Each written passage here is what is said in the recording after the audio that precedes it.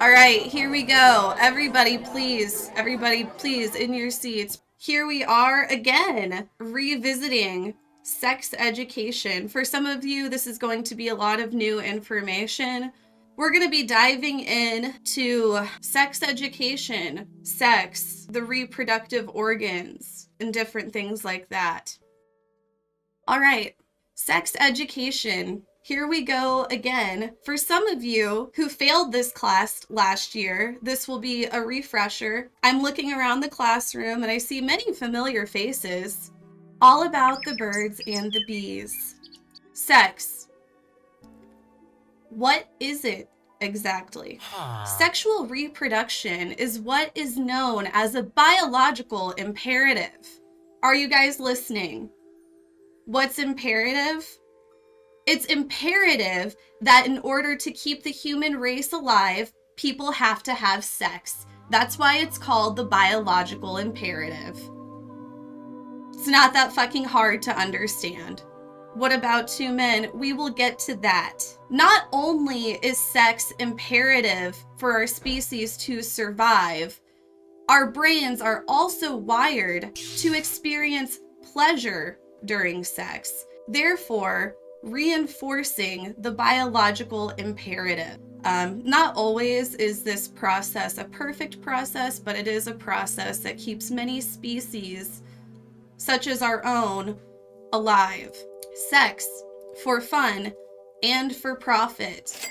Many species, including humans, commonly engage in sexual acts for reasons other than biological reproduction. Bonobos, which is the monkey over on the left, were one of the first animals observed to engage in gay and lesbian sex for pleasure. Bonobos like to hang out in trees and just eat bananas and rub their penises and vaginas together. A lot of licking of the penises and vaginas. Female Adelie penguins will have sex with single male penguins in order to take rocks from the male's nest, which can be considered a form of prostitution.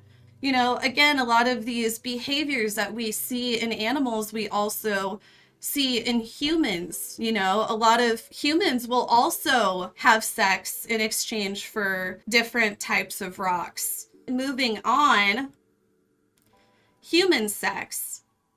How does it work? The female reproductive system. First of all, you have the external sex organs, and then the internal female sex organs, which I also have a display of right here. We're going to be moving in a little bit more in depth to the female organs. First of all, starting with the external sex organs, we have the mons pubis. As you can see, this female external sex organ is non-shaven, as it should be, natural. You guys, please be mature. Please be mature. Am I gonna have to start sending people to the principal's office? Then we have the labia majora, which is Latin for major labia. The labia minora, also Latin for minor labia. The clitoris, kind of at the top of the minora hood, is the main pleasure center of the female sex organ. The vulval vestibule, and then we have the female internal sex organs. The vagina, this is the vaginal canal, which, despite popular belief, isn't very long. It's about, I think, 2 to 3 inches on average, but it can expand to being even longer during sexual intercourse. The cervix, the fallopian tubes, which carry the egg, the uterus, which is where, when impregnated, the fetus would be contained, the ovaries, the period, also for some reason known as menstruation, whenever the woman sheds her uterine walls. There is a period known as PMS. Shortly before the period takes place, woman will experience bloating, cramps, sometimes breakouts, other symptoms such as headaches. Don't question the period. is honestly, to men, one of the main lessons that I can give you. Do women over-exaggerate their periods? That's none of your fucking business. Maybe we do, maybe we don't. Mind your own fucking business. Don't question the period.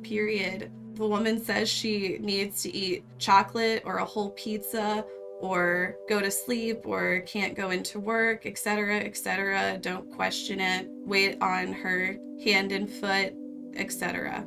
Female self-care is very important. You should be conducting regular examinations on yourself. It could save your life. All right, moving on. The male reproductive system, the part we've all been waiting for.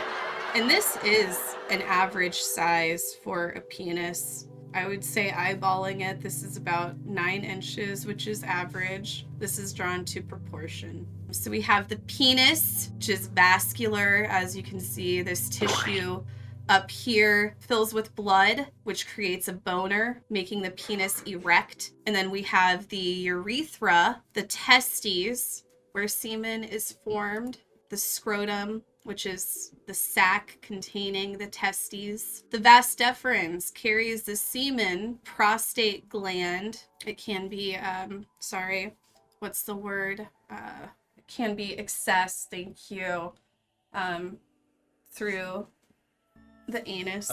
The seminal vesicles, where the semen is stored to then come out the urethra. The epididymis. And you see how much we know about the male reproductive organs, and here we don't even know how to make a female ejaculate. You know, kind of odd to me that we have so much research on penises and erectile dysfunction, yet male scientists still can't even describe how to bring a woman to climax. It's just still unknown. Next, a little bit about erectile dysfunction. About 5% of men that are in their 40s have complete erectile dysfunction, and that number increases to about 15% of men at age 70. Mild and moderate erectile dysfunction affects approximately 10% of men per decade of life. For example, 50% of men in their 50s, 60% of men in their 60s. Erectile dysfunction can occur at any age, but it is more common in men that are older. Additionally, as men age, they may need more stimulation to get an erection and more time between erections. Yeah, there is something that can happen when the testes, you know, like maybe say you're playing, like you can flick them kinda, and that would cause a lot of pain for the male sex organ owner if you just give it a flick. But they can also become twisted. Fatality. Which can be very painful, especially if you twist them, you know, a few times around, causing a knot. That's called a torsion. It's a very painful experience for the male.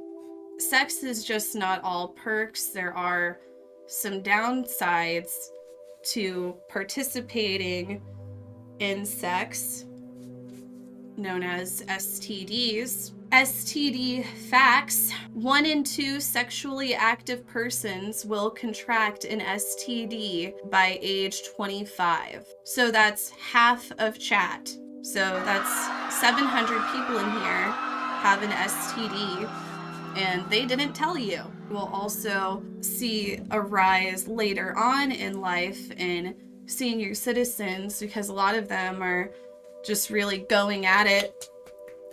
A lot of STDs can really spread in some of those nursing homes. You know, they're old and they're just like raw dogging it. They don't care. They're like, I can't get pregnant anymore. I'm gonna die soon. Yeah, a lot of STDs, man. The total estimated direct cost of STDs annually in the United States is about $16 billion. Wow. Oh, wow. What a number. $16 billion. If you guys just stop fucking unprotected We could use that money to fix homelessness in the United States. Get off your apps and think about that for a second. I'm just saying.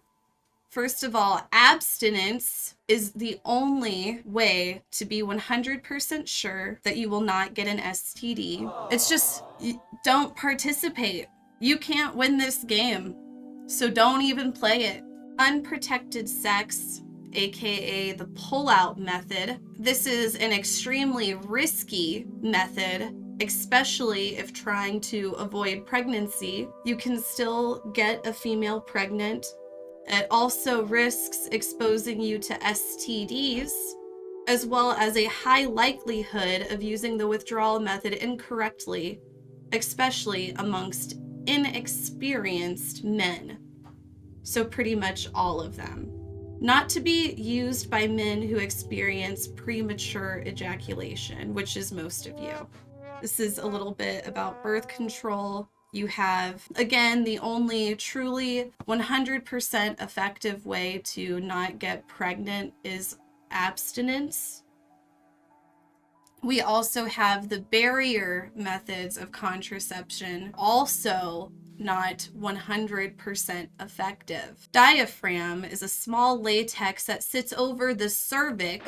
It must be inserted before sex and used with spermicide. It must stay in place for 6 hours after sex. And this really just speaks to sexism, in my opinion. They were like making women put fucking diaphragms in their cervix and having them in for 6 hours just because men didn't want to put on a condom. It's disgusting to me. I actually have one here. This is the Magnum. A lot of men think that they need Magnums, but they don't. They're just playing with themselves. This is a regular. You just kind of remove it from the package. You want the tip facing the outer side. And no, you cannot flip the condom inside out and use it twice. You just place it over the tip of the penis and slowly roll the condom down.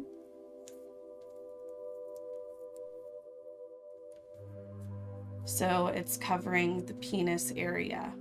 The Magnum, see, a little bit larger in size. The tip also facing out and roll down. See, and see all that excess? That's how stupid some of you look. Can I get a round of applause, guys? I hope you all learned a lot. For some reason I did like the sex education course on my YouTube like years ago, and for some reason, I swear, I don't know what these YouTube viewers are doing and I don't care to know, but for some reason that video has a shit ton of views. Oh, wow. And I'm just like, I don't know who the fuck is watching this.